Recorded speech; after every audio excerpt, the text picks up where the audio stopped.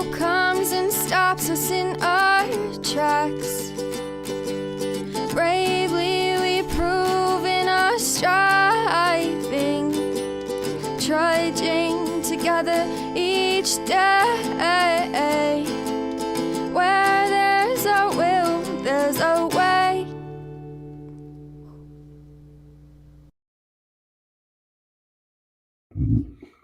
Good afternoon. Hi, Leisure. He says, good afternoon, El Dion, which means the. So, the Dion. That's my pronoun from here on out, the Dion. So, welcome to the Daily Trudge with the Dion. Good to see you, brother.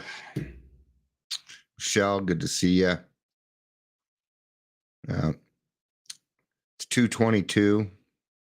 Take that as a sign. Means I'm doing the right thing. All right. So we're going to be reading out Language of the Heart again. And I think this will be a pretty interesting podcast. You know, Bill and Bob couldn't direct AA for the rest of their lives. I mean, that's just not something really suitable.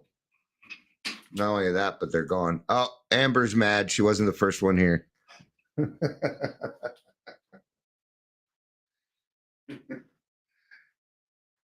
She even gets a head start of everybody because I actually let her know I'm live before I let anybody else know.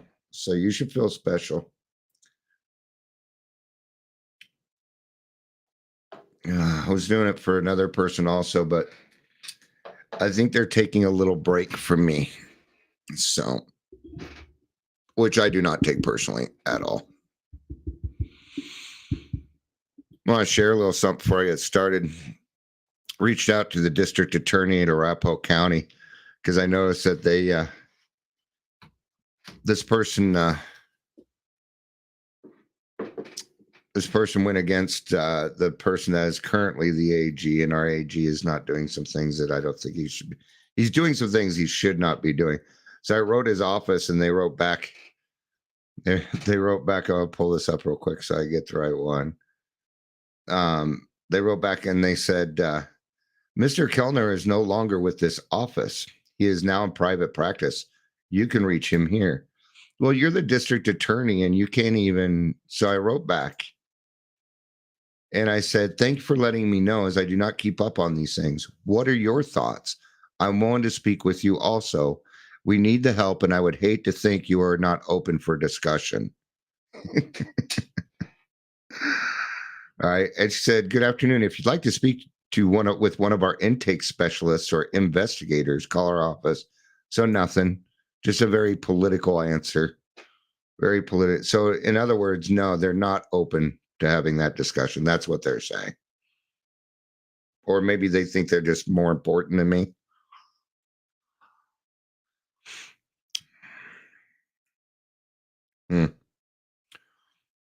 I've noticed, and this is certainly not a political thing, but when somebody's extreme left or extreme right, they always answer the same. They always say, if it doesn't suit their agenda,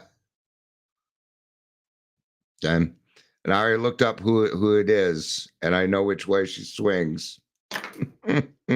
Not surprising. She probably got mad because the other person was the opposite, right? I'm not going to say which one is which because to me, it doesn't matter. You're either open. If somebody wants to help in what I do, your political affiliations are not my fucking concern. I do not care. So anyway, there's a little bit of history about AA and keeping things simple for the program, right? In the big book, it says God will disclose more to you and to us. So ask him in your morning meditation what you can do each day for the man who still suffers. Now, I doubt that when they wrote the traditions, I doubt when they were putting all of this together, that they thought internet was going to be around. It wasn't even on anybody's mind being able to make phone calls with pictures and I mean, TV wasn't even out yet. Moving pictures were just making the scene. So what's great about AA is it's pliable. We can still follow the same traditions, but how we reach newcomers, how we talk, how our communication goes, it has always been how do we meet the needs of other people. Leisure says there are Republicans and Democrats that are alcoholic. Absolutely, there is. Thank you for evening the field there, Leisure. I appreciate that. Welcome to the Daily Trudge with the Dion. That's what I'm calling myself now. Leisure renamed me. Actually, we're going to go with El Dion. I always want to say Jefe after that. I watch a lot of stuff where they say El Jefe a lot. A lot of mobster stuff, me. Gangster stuff. If you're here, please say hello. Whether you're watching the live or the rewatch. I'm currently watching Sons of Anarchy again. So Kay Seagal's in it. She's a pretty good actor. Really good actors in that movie or that show. Yo, CJ's in the house, into his house, in the El House, El Casa. El Casa. Okay. I'm going to be in Language of the Heart 303. Okay. And if you listen to the one I did earlier, it's actually the next chapter. It's the next Grapevine writing after that one. I saw it earlier. I'm like, that sounds interesting. Figured I would do it for today. And, I kind of went live again. I had a great talk with my daughter. I'm really enjoying getting to know her again. If you have some children that aren't talking to you at the moment, give it time. All you can really do is become a better example. And we actually talked about that a lot. Like how the grandkids doing and things like that. And, I let her know that, that the example she is setting for them right now is a great one.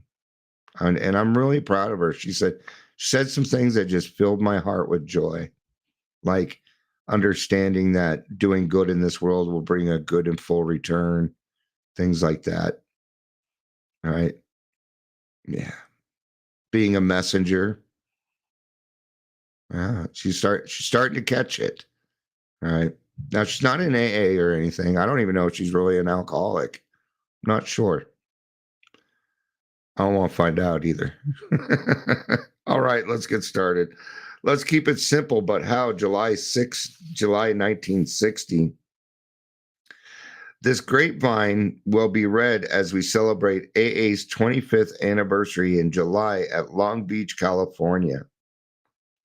We shall be stepping over a new threshold into our future.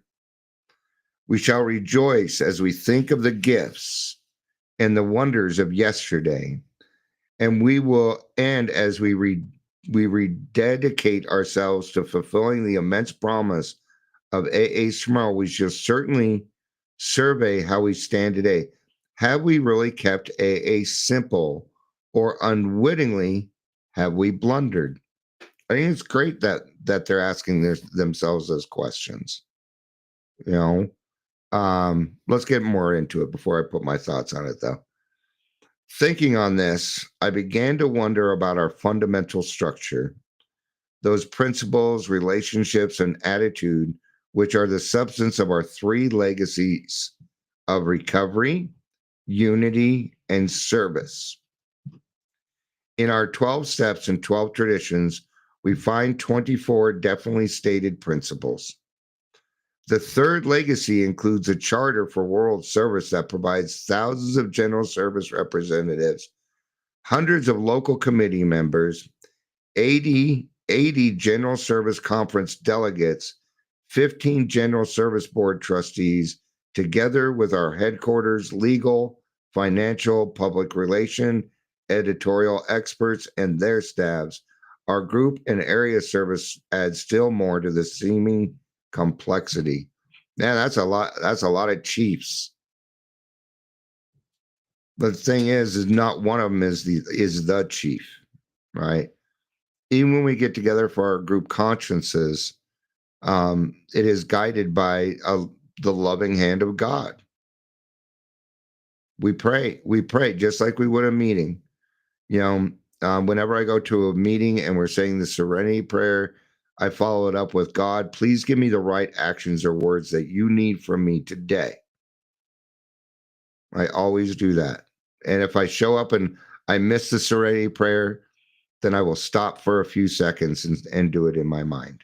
And so 22 years ago, last spring, we were just setting up about the formation of the trustees for AA as a whole. Up to that moment, we hadn't neither stated principle nor special services. Our 12 steps weren't even a gleam in the eye. As for the 12 traditions, well, we had only 40 members, but 3 years experience. So there wasn't anything traditional about. Yeah. So what they're saying, yeah, and now Leisure's like El Chief, so the chief. All right. Yeah, you see, they hadn't been around long enough for it to be tradition. Tradition means it happens throughout the years. And there wasn't enough time, after 3 years, that's not enough time for tradition yet, for something to be traditional, right? And that's kind of what they're saying there. AA was 2 small groups, one in Akron and another in New York. We were a most intimate family. Dr. Bob and I were its papas. And what we said in those days went. Home parlors were meeting places. Social life ranged around coffee pots and kitchen tables. Alcoholism was of course described as a deadly malady. Honesty, confession, restitution, working with others, and prayer was the sole formula for our survival and growth. These were the uncomplicated years of the Halcon simplicity. I do not know that word. There was no need for maxims. Let's keep it simple. We couldn't have been less complicated. All right. So in those days, the good old days, right? I have some good old days in AA. I mean, it used to be different, but it was geared for me in the 90s. See, as you get a little bit older, AA isn't really geared towards you, kind of like commercials and TV shows and things like that. It's geared towards the younger people, because as you get older, you understand that things aren't geared towards you anymore. Even some of my beloved TV shows have kind of changed because it's changing with the times to get more viewers or reach more people, right? Happens all the time. But back then, people, you know how we volunteered a chair? Well, if you volunteered to chair back then, that means it was at your house. You were hosting the meeting. Oh, well, we have hosts again, don't we? See, the hosts are coming back. It's done on Zoom. All right. Done on Zoom. The contrast between then and now is rather breathtaking. To some of us, it is frightening. Therefore, we ask, has AA really kept faith with Bob's warning? Let's keep it simple. How can we possibly square today's 12 steps, 12 traditions, general service conferences, and international conventions with our original coffee and cake AA? Yeah. See, the AA is a lot more personal. It's often that, the coffee and cake means socialization. It isn't, I mean, they had coffee and cake. Some groups have an appointed person that brings donuts each week. So Michelle says, yeah, I chaired at my house in 1995. Yeah. See, even back then we used to go to people's houses. And a lot of times what we would do is we would have a meeting, just a little informal, small meeting, and then we'd have game night. That's the bread and coffee, or that's the coffee and donuts or cake or whatever, right? Right. A lot of Zoom meetings, I'm noticing that they're just ending the meeting. There's no parking lot meeting. Okay. And 40% of recovery is that parking lot meeting. That's where people really talk. That's when we cover, hey, we get to know each other a little bit better. Because if we don't get to know each other on a personal level, we just don't really feel like we're belonging. And as we get to know each other better, the group grows. And a group that grows together can move mountains. I've watched it. We're doing it right now, right? So how are we going to grow and be big, but still keep that small town feeling? Would be a great way to describe it. For myself, I do not find this difficult to do. Genuine simplicity for today is to be found, I think, in whatever principles, practices, and service can permanently ensure our widespread harmony and effectiveness. Therefore, it has been better to state our principles than to leave them vague. Better to clarify their applications and leave these unclear. Better to organize our service and leave them to hit or miss methods or to none at all. So one of the things that grassroots needs to put together is making things simple. Like, what does it mean if you're a chairperson? What does it mean if you're the secretary or treasurer or GSR? You know, and what those things mean. We need to get a little bit better at it. But we're going through growing pains, right? And we're catching the heavier load stuff, the more important stuff first.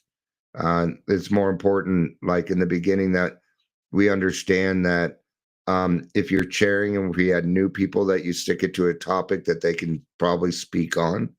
That's usually a good idea. That's probably more important than understanding a role in the beginning. Right. But what we don't do is we don't throw something against the wall and hope it sticks. Right.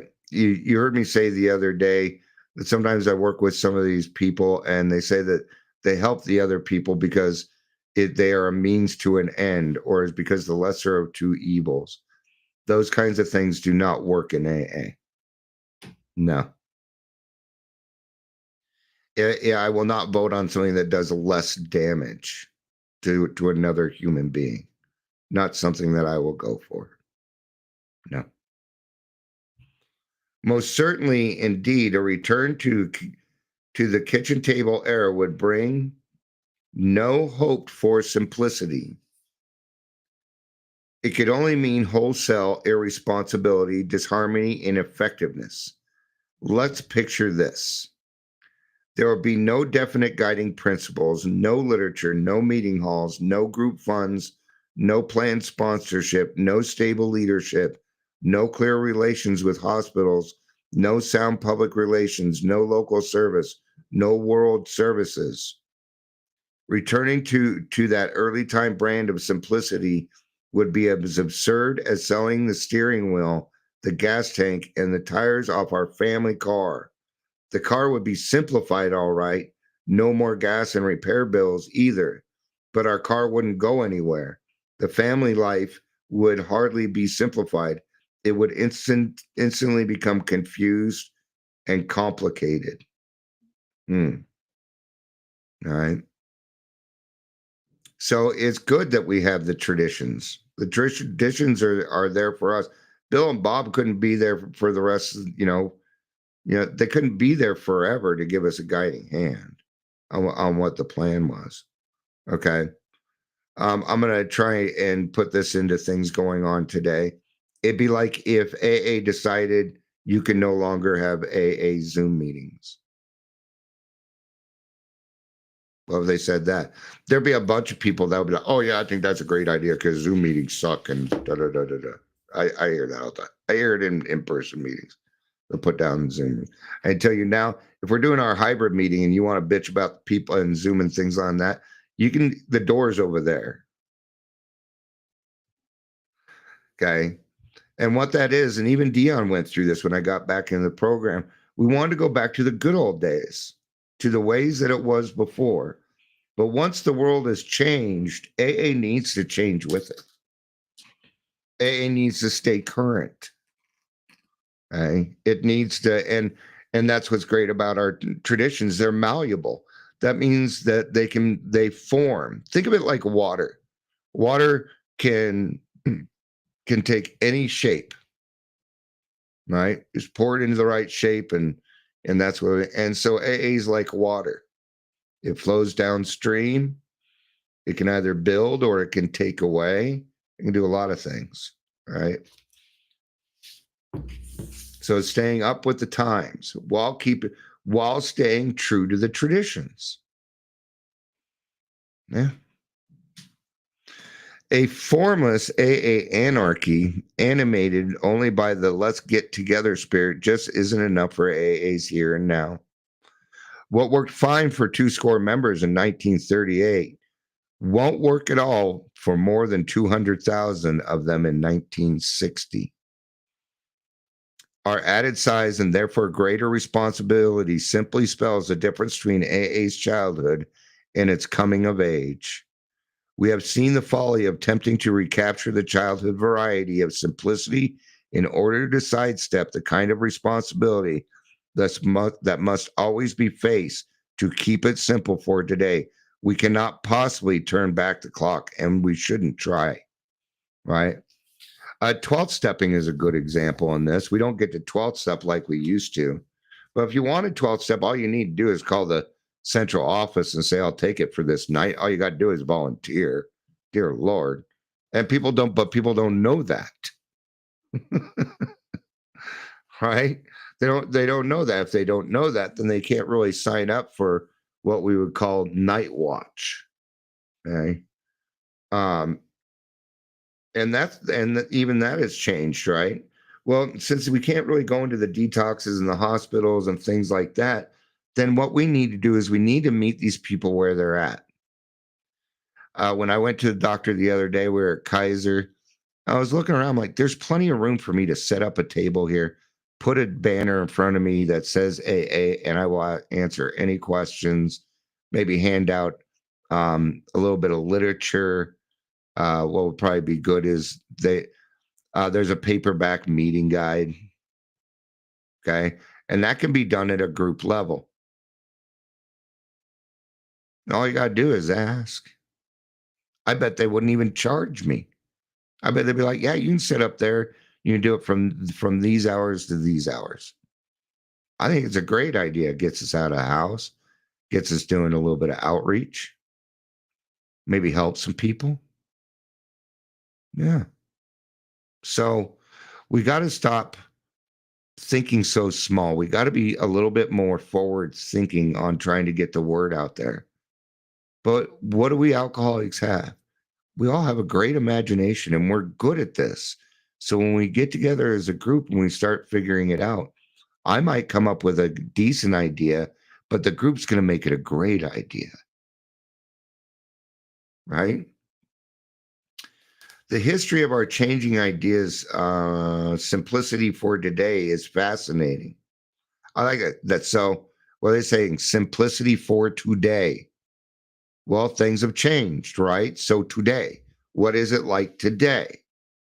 I do this all the time. I go out and I find the needs and then I supply them. I do not assume what the needs are. You got to ask. You got to ask. All right. And you'll find that there'll be some people out there that support you and there'll be some people that don't. But I think it'd be pretty neat if grassroots meeting, if once a month we went down to a place and just set up shop for a few hours and see if we can't help a little people. But we got to do it in the community that we're having our meetings in. All right. Okay. So, for example, the time came when we actually had to codify or organize, if you please, the basic principle that had emerged out of our experience.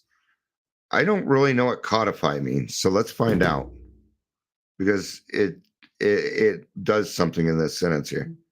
Definition of codify. Here's the definition of codify. Arrange laws or rules into a systematic code. I was way off in my mind. I was thinking like coddle, appeasing someone. So arrange into a systematic code. That means that we need to be malleable. It means that we need to change according to whoever. Here's another great example. I think I brought it up earlier, that a new person comes in, and so we codify, we change. Okay, the steps, we're going to be talking about step 1 today. This is this person's very first meeting. They've never even been to AA before. So maybe it's best that we talk about being powerless over alcohol. That's a good place to start. That would be what they're talking about right here. Okay. We had to, if you please, the basic principle. There was a lot of resistance to this. It was stoutly claimed by many that our then simple but rather garbled word of mouth recovery program was being made too complicated by publication of 12 steps. We were throwing simplicity out the window, it was said. But that was not so. One has only to ask, where would AA be today without its 12 steps? Nowhere. It'd be nowhere. That these principles were carefully defined and published in 1939 has done only the Lord knows how much good. Codification has vastly simplified our task. Who could contest that now? All right. Change is uncomfortable, right? We talked about this yesterday. Change is uncomfortable. But when we change together, it's not as uncomfortable because you're going through it too. There's a relief in knowing somebody. You don't want them to hurt or anything like that, but there is a comfort in knowing that somebody went through it too, or is going through it with you. All right. Recovery in numbers. So when it says this, I mean, the proof was in the pudding. That when we started to put out the publications, it started working. People just wanted word of mouth. Well, that doesn't really do us much good. Okay. What we need is we need our friends to put up public service announcements and things like that. When I was talking to the Colorado Consortium for Prescription Drugs last year, he asked, well, what do you think would be, do you have any ideas on how we could spend our money? And I'm like, yeah, do public service announcements. Oh, that's a good idea. Come on, man. Come on. Let's think about this stuff. I'm glad you like my idea, but I tell you now, I ain't going to do it. All right, anyway. In 1945, a similar outcry arose when sound principles of living and working together were clearly outlined in AA's 12 traditions. It was then anything but simple to get agreement about them. Yet who can now say that our AA lives have been complicated by the traditions? No. If anything, it's made my life simpler because I have a clear-cut set of directions. On the contrary, these sharply defined principles have immensely simplified the task of maintaining unity. And unity for us, AAs, is a matter of life or death. Yeah, without the principles, without the traditions, without this guidance, then people in AA, unhealed alcoholics, will start meetings and just go off the rails.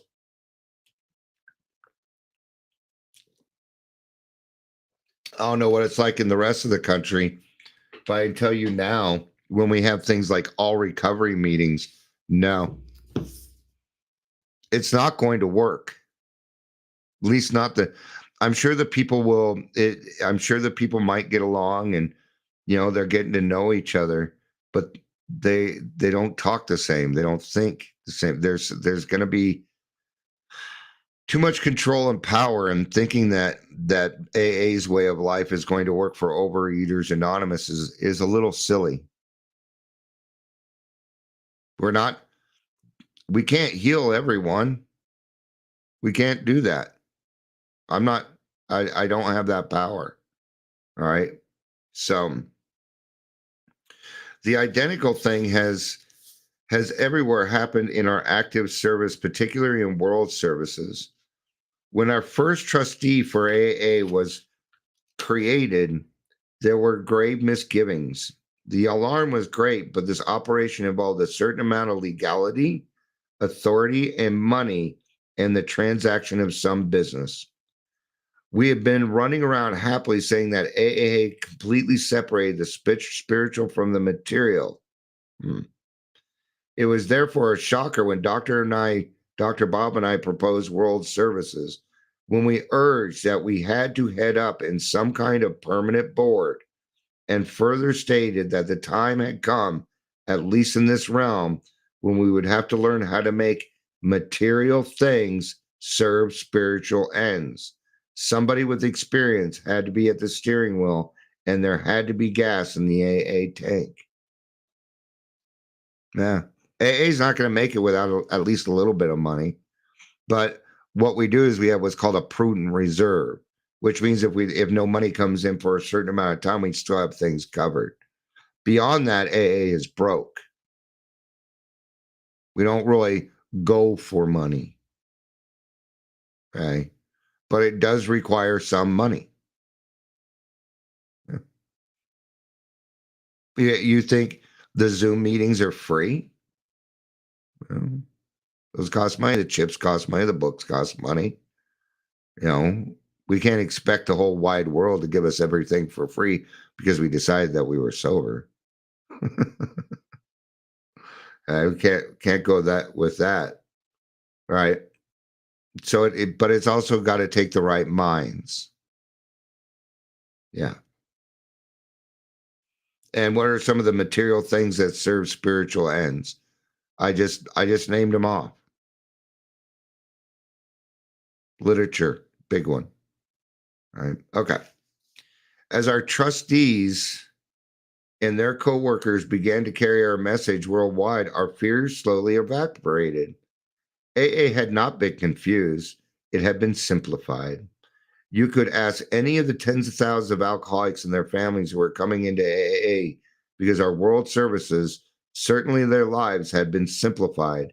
In reality, so had ours. There's a new big book out, right? It's called The Plain Language. And since it came out, I haven't heard one person bring it up. I haven't heard one. See, we were going for simplified there, but what it was appeasement. It was not the same thing as codify.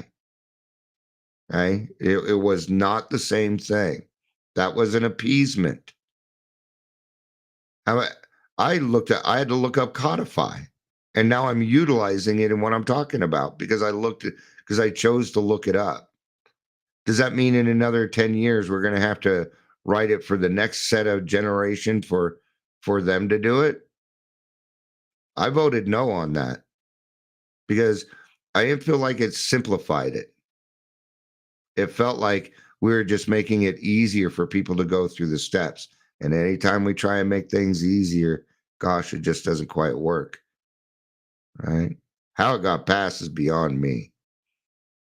But I'm not everybody. Now, why am I bringing this up? Because I could be wrong. I don't think that in my experience, I don't see that working. But I've been wrong before. But I do know since it came out like 4 or 5 months ago, I haven't heard nothing about it. I got an email saying it was for sale from the central office. That was it. But maybe a lot of people are using them. They're just not bringing it up in the meeting, for all I know. Okay. Now, if it makes it simpler, great. If it makes it easier, no. That's kind of what I go on. So, when our first General Service Conference met in 1951, we again drew a long breath. For some, this event spelled sheer disaster. Wholesale brawling and politicking would now be the rule. Our worst traits would get out in front. The serenity of the trustees and everybody else would be disturbed. as indeed it sometimes was. Our beautiful spirituality and the AA therapy would be interfered with. People will get drunk over this, and indeed a few did. As never before, the shout went up, "For God's sake, let's keep this thing simple," cried some members. "Why can't Dr. Bob and Bill and the trustees go right on running these services for us? That's the only way to keep it simple." Gosh, that's a lot of pressure. Sounds like, how are Dr. Bob and Bill going to always be able to keep it simple for you? You have to start doing this stuff yourself. Education. Got to educate yourself a little bit about the program. But few knew that Dr. Bob was mortally sick. Yeah, he was getting ready to die at this point. Nobody stopped to think that there would soon be less than a handful of old timers left, that soon they would be gone too. The trustees would be quite isolated and unconnected with the fellowship they served. The first big gale could well bowl them over. AA would suffer heart failure at its vital center. Irretrievable collapse would be the almost certain result. Therefore, we AAs had to make a choice. What would really be simpler? Would we get that general service conference together despite its special expense and perils? Or would we sit on our hands at home awaiting the fateful consequences of our fear and our folly? What in the long run, we wonder, would really be better and therefore the simpler? As our history shows, we took action. The General Service Conference of Alcoholics Anonymous has just held its 10th annual meeting. Beyond doubt, we know that this indispensable instrument has cemented our unity, has ensured the recovery of the increasing hosts or sufferers still to come. Therefore, I think we have kept the faith. As I see it, this is how we have made AA truly simple. Some may still ask, are we nevertheless moving away from our early tradition that AA as such ought never be organized? Not a bit of it. We shall never be organized until we create a government, until we say who shall be members and who shall not, until we authorize our boards and our activities to met out penalties for non-confirmation, for non-payment of money, and for misbehavior. All right? So we're not a government. We're not, as close to a government as we get is that things need to be voted on in the group conscience. But let's say you didn't put money in the basket, and since you didn't put money in the basket, you can't come back. We're not going to do that. We're not going to say what kind of people can come in. We're not going to base it off your color, your gender, your ideals. Okay? If you conform, if you don't conform, no, we're going to kick you out. See, if we get into that mode, then we are out of our simplicity. We merely, I know that every AA heart shares in the conviction that none of these things can ever happen. We merely organize our principles so that they can be better understood. And we continue to trust organize our services that AA's lifeblood can be transfused into those who must otherwise die. That is it all in all AA's organization. There can never be any more than this. A concluding query. Has the era of coffee and cake and fast friendships vanished from the AA scene because we are going modern? Well, scarcely. In my hometown, I know of an AA who has been sober several years. He goes to a small meeting. The talks he hears are just like those Dr. Bob and I used to hear and also make in our respective front parlors. As neighbors, my friend has a dozen AA cronies. He sees them constantly over kitchen tables and coffee cups. He takes frequent whack at 12-step cases, For him, nothing has changed. It's just like AA always was. As at meetings, my friends may see some books, pamphlets, and grapevines on the table. He hears the lady secretary make her timid announcement that these are for sale. He thinks the New York Intergroup is a good thing because some of his fellow members were sponsored through it. On World Services, he is not so clear. He hears some pros and cons about them, but he concludes they are probably needed. He knows his group sends in some money for these undertakings, and this is okay. Besides, his group hall rent has to be paid, so when the hack comes, he cheerfully drops a buck into it. As far as my friend concerned, these modernizations of AA are not big shattering to his serenity or to his pocketbook. They are merely represented his responsibility to his group, his area, and to AA as a whole. It has never occurred to him that these are any but the most obvious obligations. If you try to tell my friend that AA is being spoiled by money, politics, over organization, he would just laugh. He'd probably say, "Why don't you come over to my house after the meeting and we'll have another cup of coffee?" Right? So the simplicity of it, we alcoholics are lonely people and we need other people in our lives. And that's kind of what AA supplies us with, right? So, all right. Thank you, everybody, for being here. I appreciate it. Wrap this one up. I hope you have a great day, and remember to keep it simple. And if you stick around AA for long enough, you'll see that it changes. And all it's doing is trying to meet the needs of the community that it is in. Thank you, everybody, for being here. I appreciate it. I love you. You know I do. Peace out.